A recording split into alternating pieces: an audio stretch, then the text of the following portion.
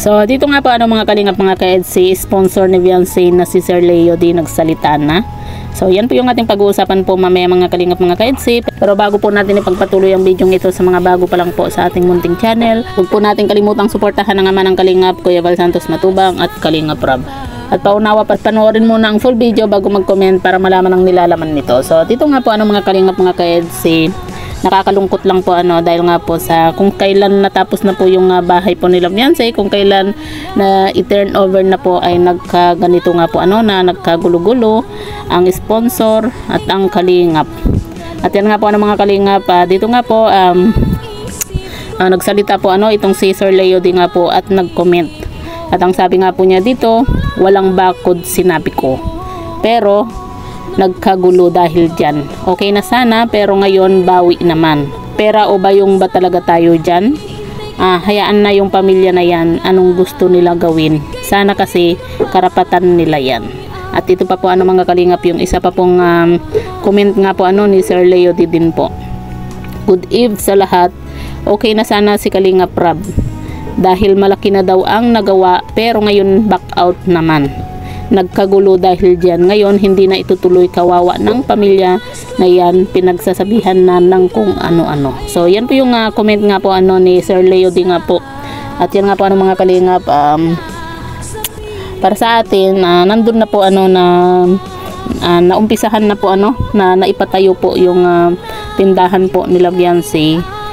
Sana ituloy na lang po pero syempre kumbaga ang mali kasi po dito mga kalingap, sana nagbigay din po ng kumbaga parang bilang pagrespeto din po dito kay Kalingap Rob at kay Kuya Val. Sana ipinaalam din po muna bago po ipinatayo po yung tindahan. Pero ang pagkakaalam po natin mga kalingap, nung hindi pa po naipapatayo po yung bahay po nila Beyonce, napag-uusapan na po yung about sa tindahan nga po Kaya iba-iba po yung mga komento po nga po ng mga viewers, na sabi nga po ng iba,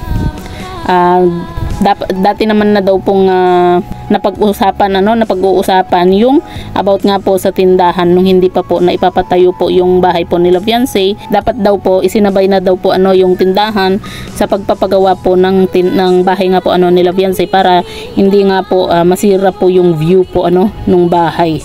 At may mga nagsasabi naman po na alam po yan ni Kalingap Rob.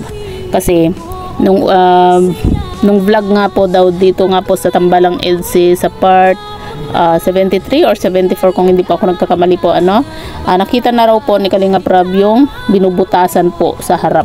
Dapat nga daw po nung una pa lang na nakita po ni Kalingap Rob yun ay kumbaga ipinatigil na muna kung ang balak po talaga ay yung pagpapagawa po ng bakod muna para sa safety po ng pamilya po ni Beyonce. Dapat doon pa lang po sana sinabihan na daw po ni Kalingap Rob nga po na wag na munang ituloy po yung tindahan, kasi itinanong naman daw po ni Kalingap Rob nga po sa tatay po ni Beyonce kung para saan nga po yung binutasan na yun doon sa harap. Pero yun nga po mga kalingap, humihingi na lang din po ng sorry din po ang isa po sa sponsor po ni Beyonce nga po na si Ma'am Rexy.